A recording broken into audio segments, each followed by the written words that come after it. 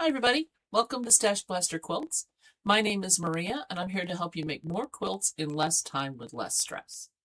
So what we're working on today is kind of a continuation of what we've been doing. Oh, and I didn't turn my lights on. Why didn't you tell me?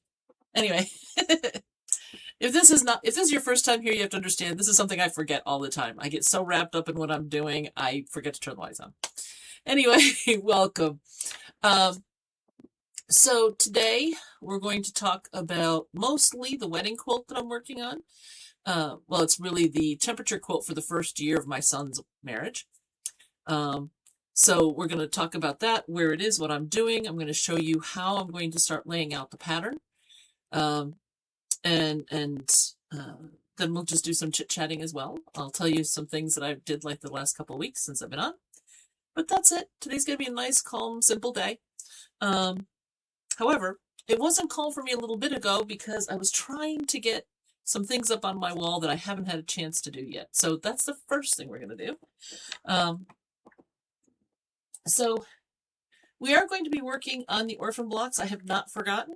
Those are going to be happening. You are going to get to see me sew some orphans. But for right now, I really do want to get the wedding quilt laid out so that I can start assembling chunks. And then when I'm doing more traveling later this year, I'll be able to do the embroidery bits. So I really do need to get this laid out so those chunks can be done and be able to be taken. So that's why this is the focus on this one.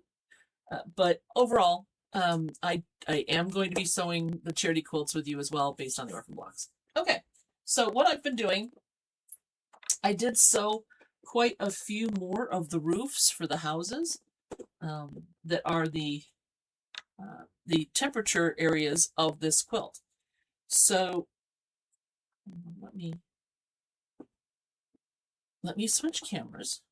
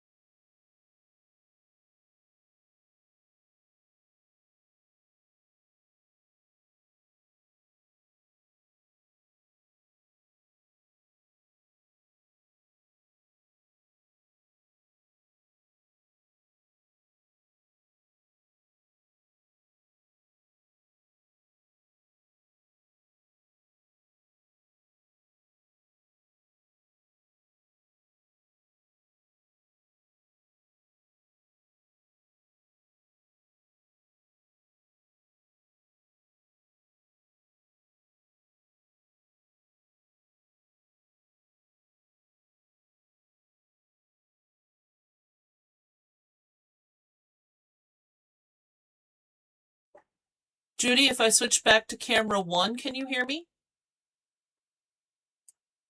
Camera 1 is this main one over the desk. Camera 3 is the one that shows you the wall. I can't adjust the first one because it's out of reach for me to be able to just move it around. So Judy, can you hear me?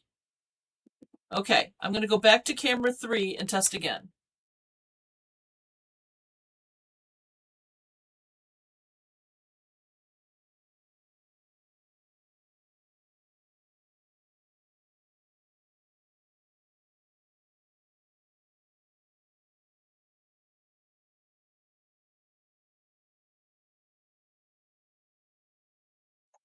Okay, so I'll try to do all my talking on camera 1. According to this, it's getting sound, so I'm not sure what the problem is. So thanks for letting me know, Judy. It should be working. I've been having the worst time with this camera.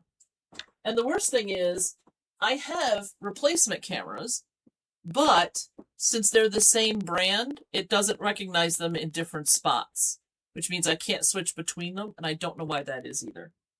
So we're just going to wing it today then. So what I'm doing is I am, oh, how did that whole stack of houses get there? I'm putting up on the wall all of the finished stuff. Now, they are in reverse order. So maybe I'll be able to show you if I move them. I'm not sure if I'll be able to move the camera, but let me see what I can do. Because I've been told when I've put them on the wall before that I should have the high temperatures at the top going down in temperature. But since I started this in February, I just put it in the order that the days were coming. So I started with the cold temperatures first, and then as it went, I kept adding them in. So right now, I'm just taking random clumps of things. These are the houses. So this is going to be the high temperatures of the day. Now, because it's blue, blue is 60 to 69. And so I have them in all different shades, all different patterns. The idea being that instead of picking one fabric for each temperature range, I am picking one color. So I have white, black, brown, black and gray kind of go together, then brown, green, purple, blue, red, orange, and yellow. Now, my son's favorite color is orange, and my new daughter-in-law's favorite color is pink. So I picked those for the hottest months of the year and the highest temperatures. Because here in Virginia, I really expected to have some higher temperatures, more than the regular, like 60s and 70s. So let me just pop these up. Sorry, you're staring at my tush. Okay. All right, and then these are roofs, so let me get the rest of these blue roofs up. I do still have some houses and roofs to make. I have a chart here, and so I have how many of each. Let me see, I'm trying to do this backwards and sideways. Okay, so these are the high temperatures here, and it's here are how many I need, typed ones, then how many I have, and how many I still need to do. Some of the ones I need to do are already cut out. They're just not stitched yet. Some of them I need to cut a few more. I got a head, which was great. And in some cases, I have a lot of extras. Those can go on the back or on pillow shams or something else. And I'll decide that later. But I also wanted some extra variety because I don't want to have too many the same intensity near each other. So like, I don't want to have an area that's all dark blue. I want to have all light to darks all over. So by making a few extra houses, that gives me the opportunity to play with placement without having to go, oh, it's too dark, now I have to go make more houses. I'm still going to have to do a little bit of that, but I'm hoping not a lot. So I'm just sticking them up on the wall. And apparently I'm going to need to do some more testing on this camera. But because my son is my major tech support for this stuff, and it's his quilt, and they don't want to know what it looks like, I'm going to have to cover it in fabric. And so I'll just put panels over the top. Not as in designed panels, as in like chunks of cloth. So that I can hide the pieces so he can be in here and not see what his quilt's going to be. This started out so simple, and then my brain got involved, and it got more and more complex. So, yeah, this is going to be a challenge this year. So they've had their first anniversary. Because it's a temperature quilt, I told them I wouldn't even be done collecting data for their first year, so I needed at least a year after that to make the quilt. And they're like, sure, no problem. Of course, every new couple thinks it won't be a problem. But in our case, we've been very lucky, and they're doing great. So I truly anticipate they're going to get this quilt, even if it takes me until next February or longer to get it done. My original plan had been to take squares that would be the high temperature and insert a stripe that would be the low temperature. That's what I was going to do. And then I started seeing some online and I didn't like them. Because you wound up with these giant clumps of color, and it was fine, but I wasn't a huge fan. Plus, I was like, how much fabric do I buy? I have no idea, because I don't know how many days are going to be what, and I didn't want to have to wait a whole year to start making the pieces, because I know that the sooner I get it done, the better. So I hemmed and I hawed, and I said, okay, what if I did by color grouping? So that was my first foray into the bazaar. Okay, that's good. But then I was looking at them and I'm like, these are really simple and really plain. And these kids like Pokemon cards and things like that that are highly detailed, highly graphic, very interesting. I think that they would go, oh, that's nice. And that would be it. So I decided, okay, I was going to make simple houses, as in the house would be a rectangle with the top corners chopped off to make the peak, and then the triangles would be the low for the day, and the house would be the high for the day. Plain, simple, couldn't get easier. And then I said, well, I don't know. So I went and looked at those online, and I didn't like those either. And most of them were in straight rows. And I was like, this is kind of boring too. So I said, okay, what if I did them as streets, and I did them like a street map where it was a grid, but they were like going in all four directions. Okay, that was better, but the houses were still boring. And then how would you know which street was which month and things like that? So it kept evolving and evolving and evolving until I got the houses that I have. So let me pull this down here. If you haven't seen these. So the green is the background color. So it's the same green for every house. And then they've got the door. And then this white strip here is the house number. Because on a calendar, no two are repeated. So let's say this was June 6th. The house number would be 6 for June, 06 for the 6th. And so I'm going to have 605, 606, 607, etc. as we go on the street. But because every month starts with a different number and every house is in order, there's no duplications. So you'll be able to see, oh, this is all June through here, and this is July through here. And then what I'm going to do is, based on anniversaries or other things that they've done, I'm going to be doing a bunch of embroidery on this. So it has gone from a simple thing to a more complex thing. And then I looked at laying out the grid for the streets, and I said, So I thought it would be better if they were curved streets. So these are all going to be curved streets in addition to being the more complex houses. And so, yeah, this is going to be a challenge. However, I think it's going to come along really well. And the fact that I'm ahead on making the houses helps a lot. I'm not as far ahead as I was, but life came and punched us in the face a little bit. So I got a little behind, but since I was ahead, I'm still ahead, just not nearly as much.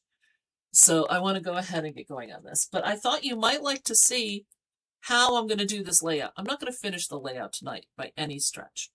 But I'm going to show you the technique I'm using for some of the parts of it so you can follow along and know what's happening. So, all right, if I can't use this other camera, let me see if I can get this moved down and out of the way. And then I'm going to try and move this camera like so.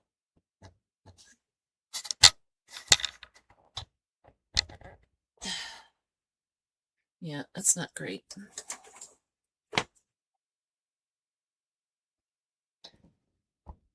Okay, so hopefully that's okay. Oh, it needs to go over a little more so you can see what I'm talking about. I think, yes, I think you'll be able to see, but I'll know more when I get over there.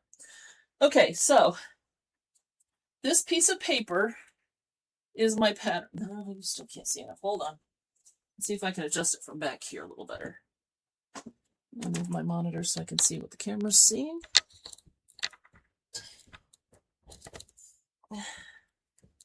Well, that's about as good as it's going to get. Okay. So the bed is a queen size. So the width is correct, but it's actually shorter. So this is the halfway mark right here, which is what I really wanted on this for you to see. It's shorter because I arranged for a pillow tuck, not pillow tuck.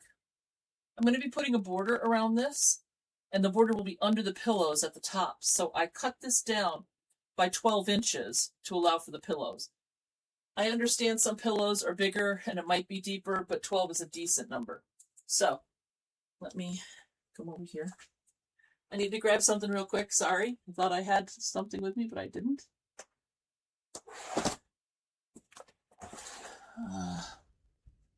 My tape is missing. Let me see if I've got another one in here.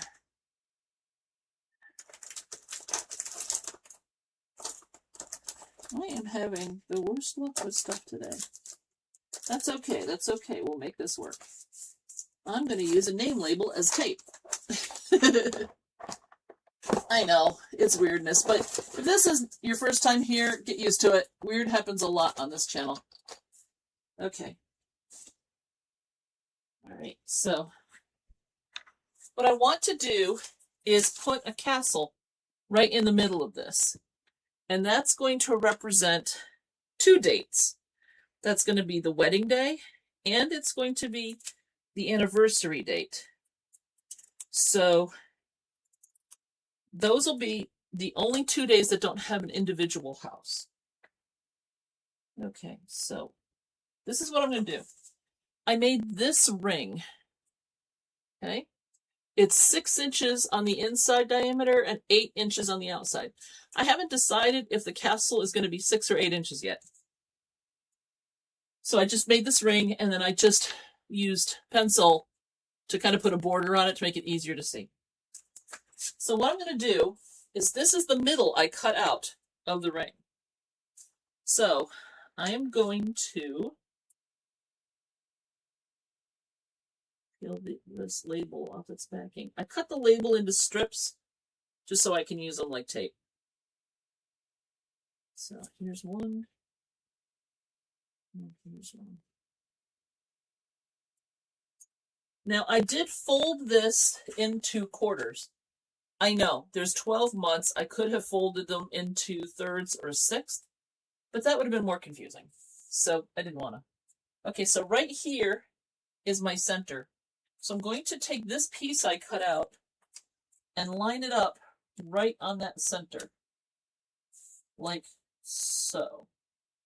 I know it's hard to see because it's newsprint on newsprint. However, once that's in place, like so, I can put the ring over it.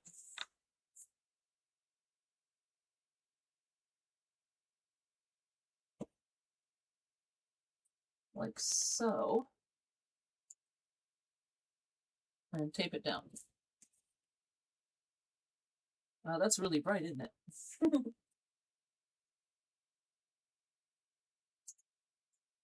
Oops, see, now my little part moved here. Let me just make sure it's all lined up. Okay. Hold that in place. Line that up. So I have two places I'm lining. There's a fold on the ring as well. So I'm making sure that there's no gaps here on the inside ring to that. So I'm not stretching it out of shape. But the fold is also where it needs to be. And that way I know I've got it right. All right, let me get a couple more pieces of tape on this.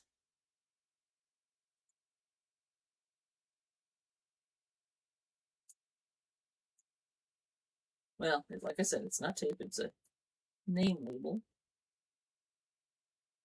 But you know what? Sometimes you just got to make do with what you've got.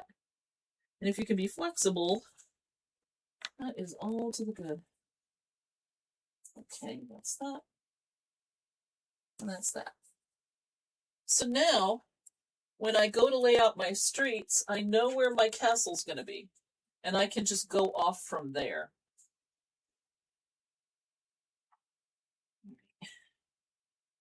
Okay, I gotta move camera again. Sorry. All right.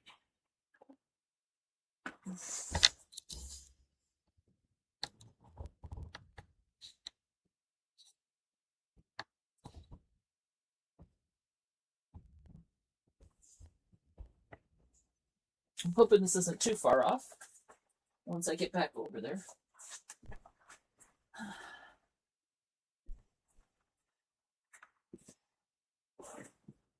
Yeah, it's off a little bit, but that's okay. All right, so I'm going to move this. And I need to go up some. This is why I didn't want to move this camera. There we go, that's better. All right, I'm still off a little bit, but not too badly. Okay, so I've placed my center. Now, looking at my chart, I want the warmest colors at the top. That's going to be my yellow for the 90s and my oranges for the 80s, which happens to coincide with July being the warmest month, with June being close, and then November and December. Perfect. Okay. That's going to work out pretty close to where I wanted it to be anyway. So I'll be able to put the warmer stuff up high. Okay. I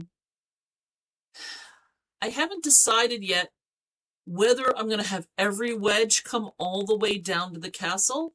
I may not. I might have a street that goes across the top where most of the yellows are, because that's July, excuse me, and then maybe the oranges kind of do the same thing going further out.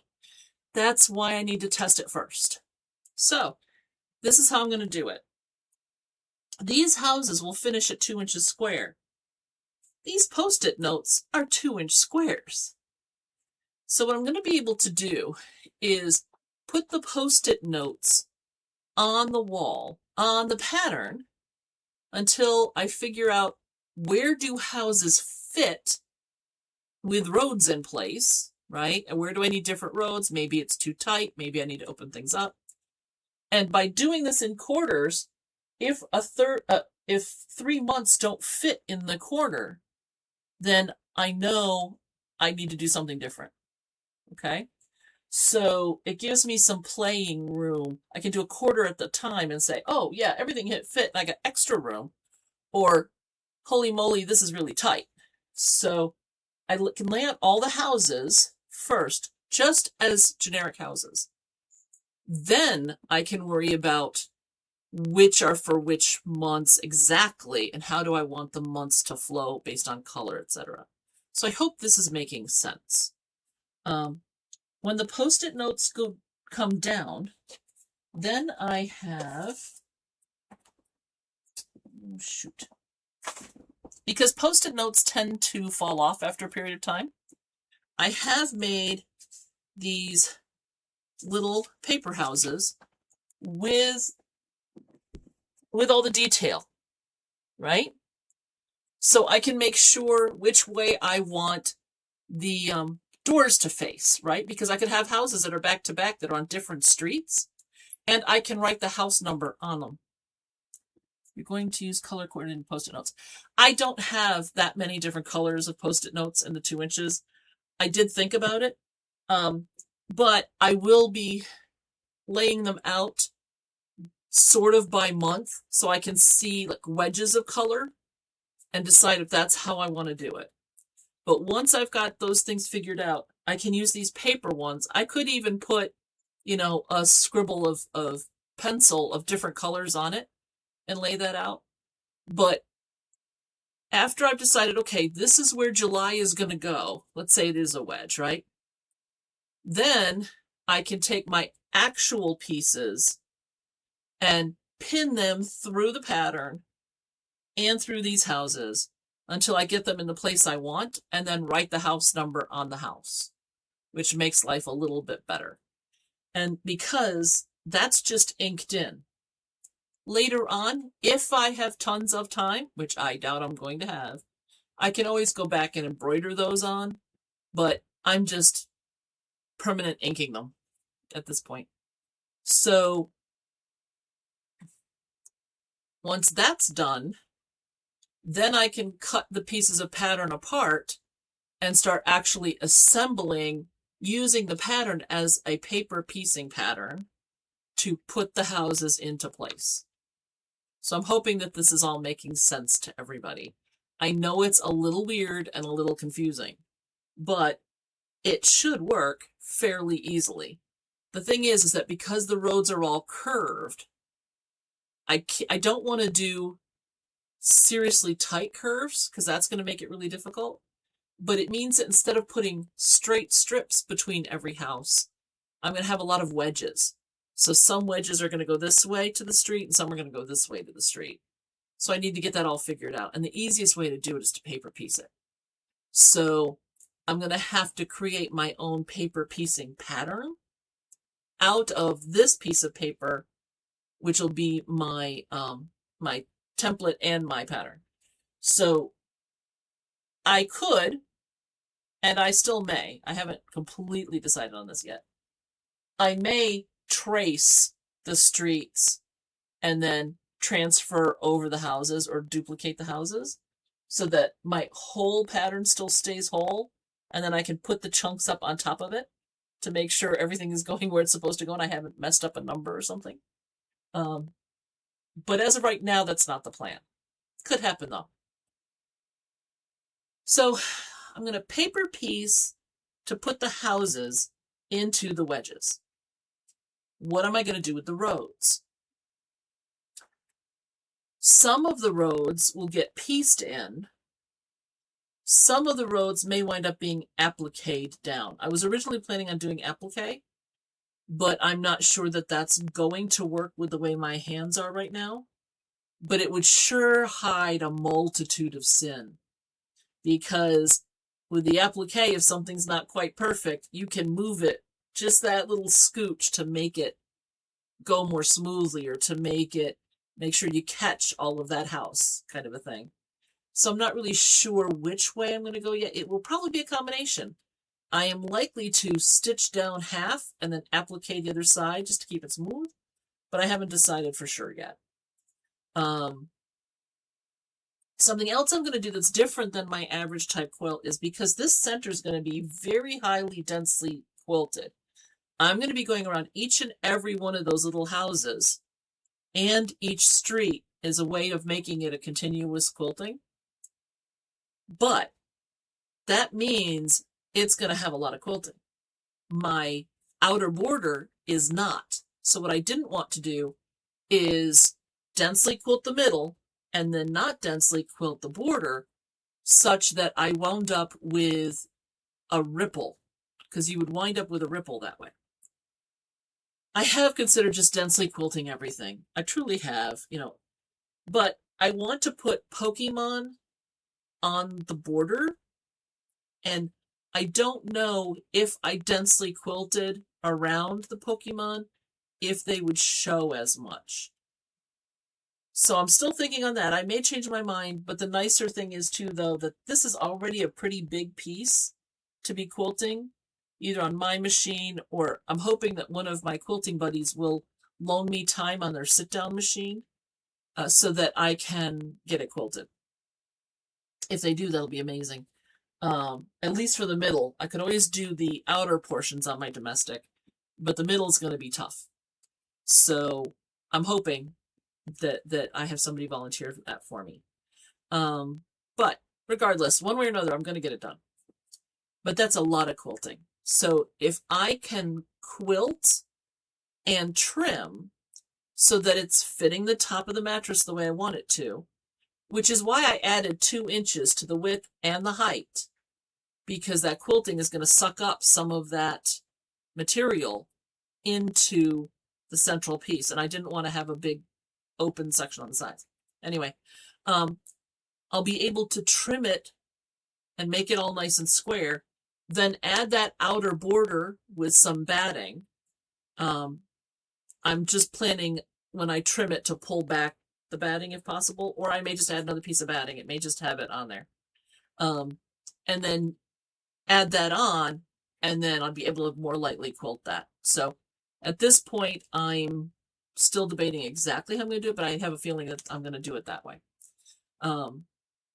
Just because of the difference in the quilting density. So that's the plan. So over the next couple of weeks, is it 2 or 3 weeks before we're back? I'm just going to check my calendar here, because I don't always remember to do that in advance, like today. It'll be 3 weeks. So May 6th, I am actually going to be at a conference in Virginia Beach. I am going to try to do this from Virginia Beach next time. We think we have it working on the laptop, but I can't be sure. If it's not, we're just going to skip that one. But I am hoping that I can do it then. But at that point, I am hoping that this will all be laid out. And then the time after that, which will be the 20th, you'll get to see it on the wall with some color. And I'm going to be already starting to do some of the piecing on it. So that's the hope. But I still have houses to finish, and I still have roofs to finish. So I'm not exactly sure where I'm going to be in that process when I see you in 3 to 5 weeks. So it is the 1st and 3rd Wednesday of the month. If you come on and I am not here, if you go into my channel and you try to get in and there's nothing happening, that's why. It's because I could get it to connect from the hotel. I have no idea. I've never been to the hotel that we're going to be in, so I have no idea what the internet's going to be like, etc. You would think in this day and age, every hotel would have good internet. No. And the bandwidth that you need to do a live stream like this is enough higher that they will sometimes throttle you back so it doesn't work. So that's why I can't promise, but I will try to be here on the 6th. But if I'm not here on the 6th, I will be here on the 20th. Okay, so one way or another, you will see me in May. Really busy right now. Okay, hold on.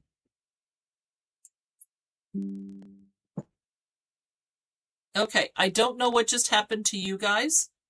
And if you can still see me or not, or if there was a blank. I just got a notice that popped up on my computer that said my OBS program, which is what runs the cameras and the mics and everything, was disconnecting, and then it would reconnect, and it did, but hopefully you guys didn't get a big chunk of time you couldn't see anything. All right. It just stopped, but you're back now. Okay.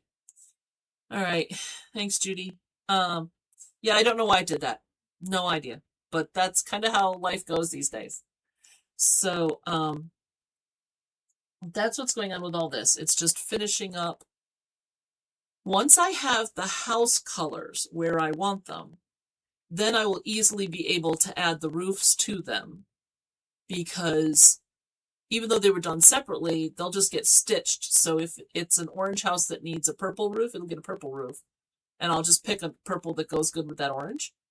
And then if it's, if it needs a red roof, then it'll get a red roof. It's just, it's pretty simple how that's going to work. But it'll be helpful to have it laid out first, because the house color is the bigger color block, and it'll make life easier. So I still have the houses to finish, but all in all, I'm very happy with how this is going. And I'm hoping that with the travel and everything, that I'll still be able to get enough done. I am still having trouble with my thumbs, so I know I'm not going to be able to stitch for long periods of time, but I'm thinking if I can do, one little decoration, here and there along the way, that'll get me closer to where I want to go. So I'll be working on that. At some point, I'm not exactly sure when, I'm going to still be working on this offline, and then I'll start doing some of the other stuff with you here. I have already picked out which are my first 3 projects out of the orphan blocks. And those are the bigger sets of blocks, because I want to just go ahead and knock those out. These are still just sitting here. I just haven't taken them down yet, because I haven't had to get into that part of the design. Well, I had to get into everything else, so that's why those all came down. This is my white with multicolor, black with multicolor, and cream is what's behind here. But when I was pulling things for some of the orphans, I needed all the other colors, and I just didn't need to get that one. That's why those pieces are still there. But they will get used sometime in the future as well. Never fear. They may go on the back of something, like this plaid. Oh, you can't see it. All right. There's a plaid piece there. Oh, you can see it just a little bit up here. I can see it on your recording. That's weird because I can't see it on this. That's all I have really in those colors, and so it may just go in the back. That is also always an option with your orphans that we didn't talk about. They don't have to go on the front of the quilt. They can go on the back. There's nothing wrong with that. You can turn a block, like if you don't like this one, this is actually four blocks, but let's say you just had the one and you don't like it when you were done with it. It's a label now. It does not have to become a full quilt. It doesn't even have to become a table runner or a placemat or a bag or anything else. It can just be what you want it to be. Okay, I'm thinking of using some blocks from Embellish with You sweatshirts. Oh, that's a really great idea, especially if you have some nice smaller ones. Yes, I've seen quilts. I mean, I've seen shirts with like 12-inch blocks. I think you would need to stitch them down pretty well because, particularly like in a washing machine, water would get inside between the two layers, and that's a normal thing. And it will pull them away from each other. That's why when you're quilting, the batting is only, it'll tell you how far apart you can quilt it before you wind up with having batting lumps. So I would say if you're going to use an orphan block for clothing that you're going to wash, as opposed to like a decorative apron, I would do additional quilting, even if you don't have batting in there, just to make sure that it doesn't get torn apart in the washing machine, especially if you have an agitator. Fusible and decorative stitching. There you go. But I have found that the fusible is not always permanent, some of them. So yeah, fusible's great. Do it. The decorative stitching, though, will be your biggest pal in that case. It'll be your best friend.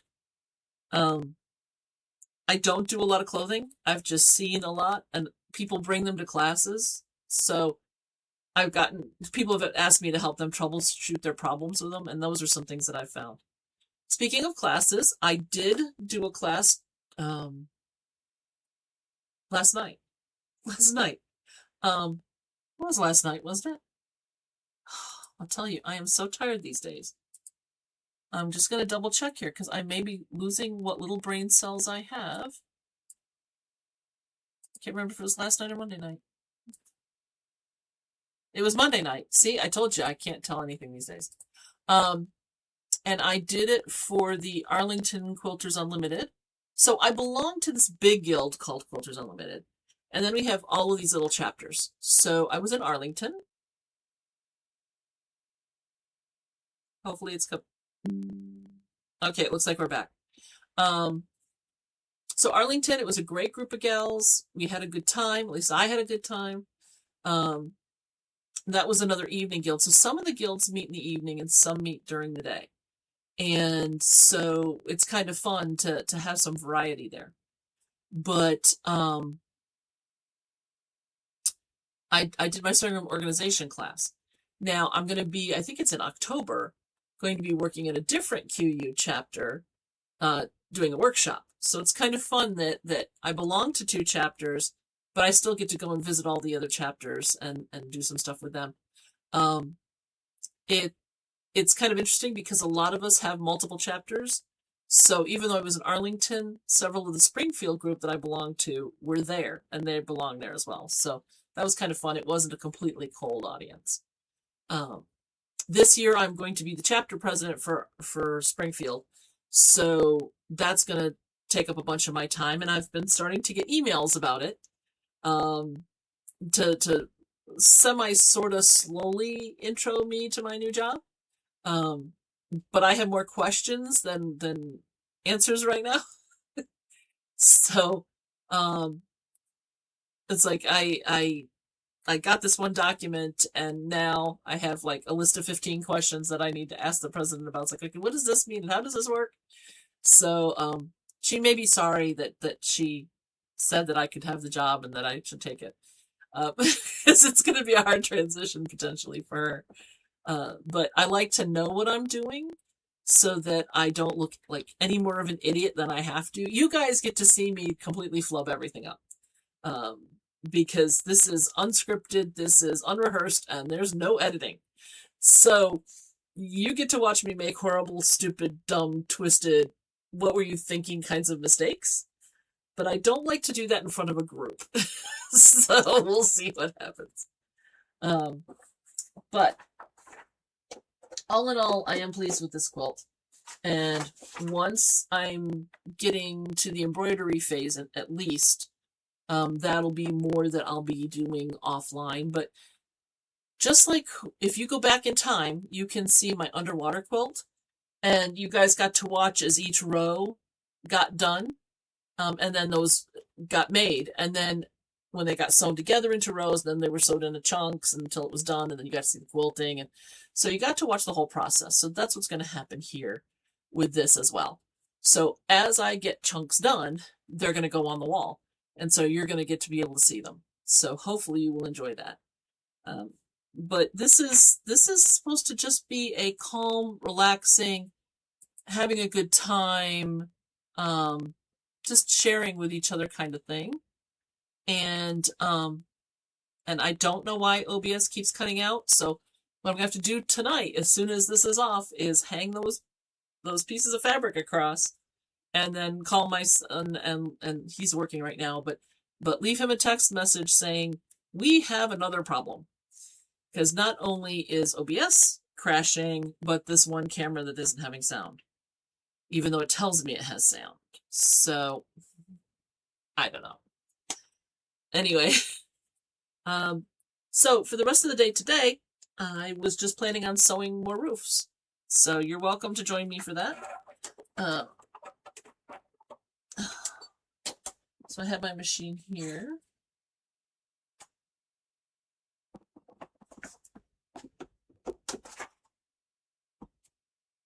The reason that I'm doing the roofs right now is because I have, well, I have the green thread in, but I can just do it with the green thread.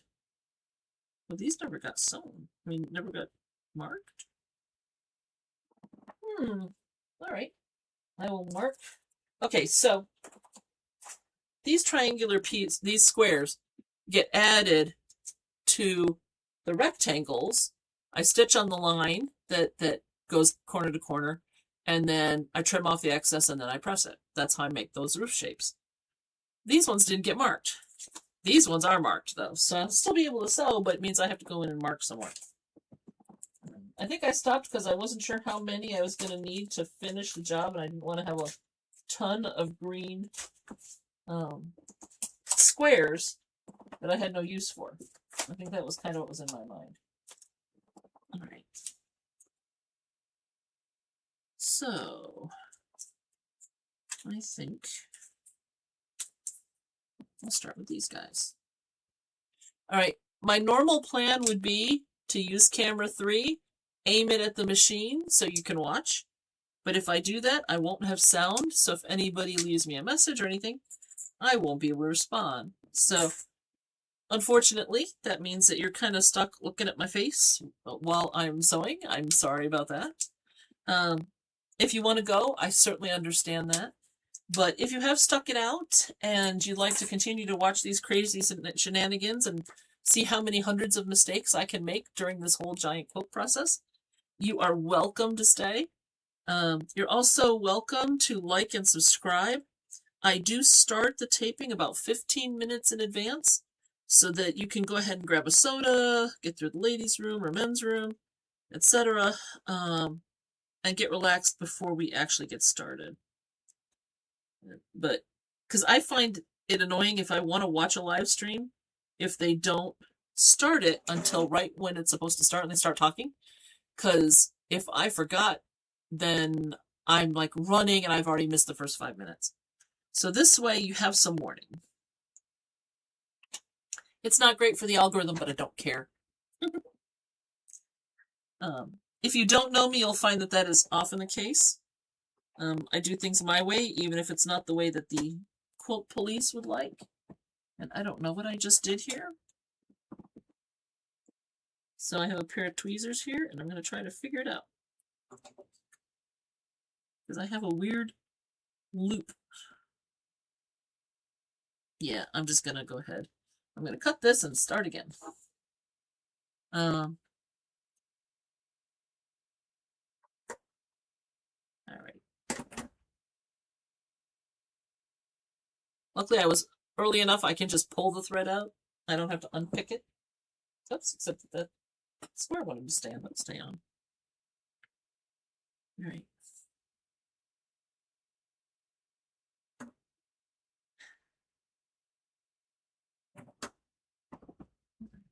So I've just finished a book that's not my usual type.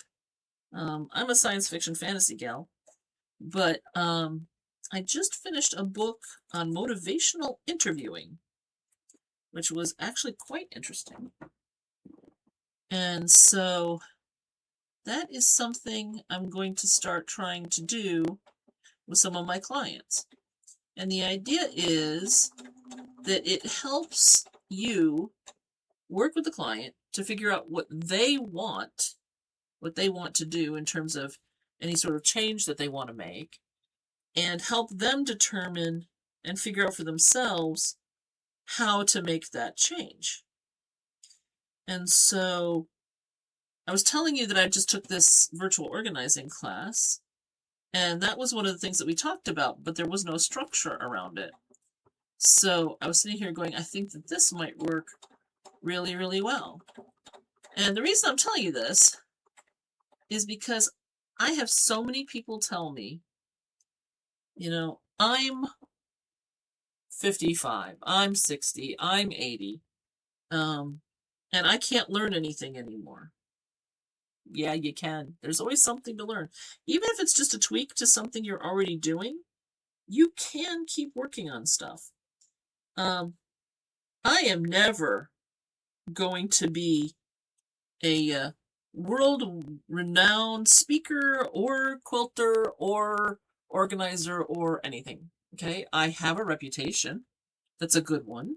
I work hard and I do a good job, but I'm not going to be a Marie Kondo in the organizing field where everybody knows my name. People that want to do what I do, they know my name, and other people do as well.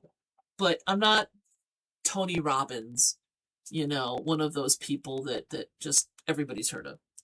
However, that doesn't mean that I can't improve my skills. It doesn't mean that I can't get different kinds of gigs. So I'm going to keep working on that too. I'm hoping at some point when I can't do my organizing job anymore that I'll still be able to be out speaking. And so I'm going to be developing some new things to talk about. I do teach at quilt guilds, like I told you, but I have not tried to make it a full-on living kind of thing yet. I would love it if this became a living at some point, but I don't think it's going to. Mostly because I'm not doing all the things they tell you have to do. That's why there's 59 of you after a couple of years, rather than, actually it's more than a couple now. Whatever. Because I'm not editing and doing all the ads and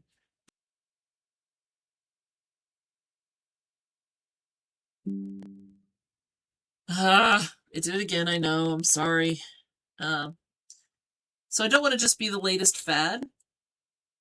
I want people here who want to be part of this community. And I do see it as a community, not just a just Maria yapping the whole time, even though that is what happens the most. I know some of you are lurkers. There's been at least once when Judy, who is the most prolific typer on here, Judy wasn't here, and somebody was like, I'm one of the lurkers, and we can't hear you. I was like, that's perfect. I'm glad somebody said something. Because I do my best, but I'm not sure what the problems are. So I will, actually, I had just rebooted the OBS, now that I think about it, before this started, because it said it needed an update. Maybe that's what happened. Maybe that got messed up.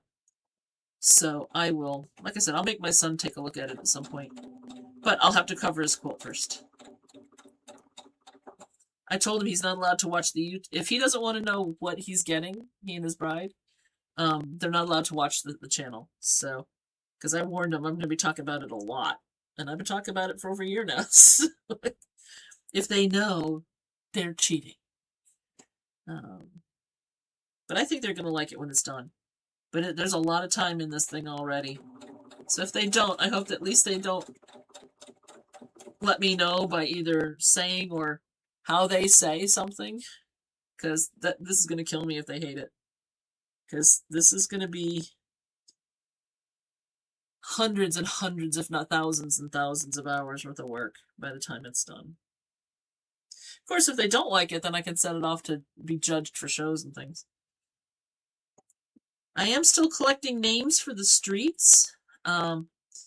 Each street name should be something related to a successful marriage. So I've got things like Tolerance Terrace and Friendship Court and things like that. One of my quilting buddies, I was walking around during quilt camp and asking people, and one lady said there should be a no one to shut up street. And I was like, well, that is a valid skill to develop. I don't know that I want to put it on this particular quilt. They may not like it. But, you know, it is what it is. All right. All right, so I've done half. Okay, this is the furthest one from my needle. So I've done the one side of the roof. I'm actually, instead of continuing with the red, I'm going to just continue with the next color, which are all these browns. And I'm going to do one side of those because the background color is all the same. It doesn't matter what order I do them in. So I'm going to just keep working on these. When the whole string is done, then I will, so Bonnie Brush, that just signed on here, she's actually my, my second mom, so she's lurking right now. Anyway, so I might as well just go ahead and do, you know, all these new roofs. It's not a big deal. And then doing the other side, it's all the same fabric, so I don't need to stop in the middle. So I'm just going to keep going. We only have a few minutes left.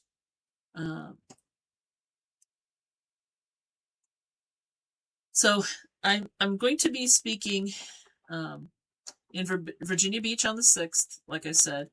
I'm going to be doing, I think, 6 or 8 other gigs over the course of this year. And there's a couple, well, there's like 5 or 6 that I haven't heard back from yet, so I could be doing even more. So I'm going to do my best to get this working on my laptop so I can do some from there and update you on what I'm doing.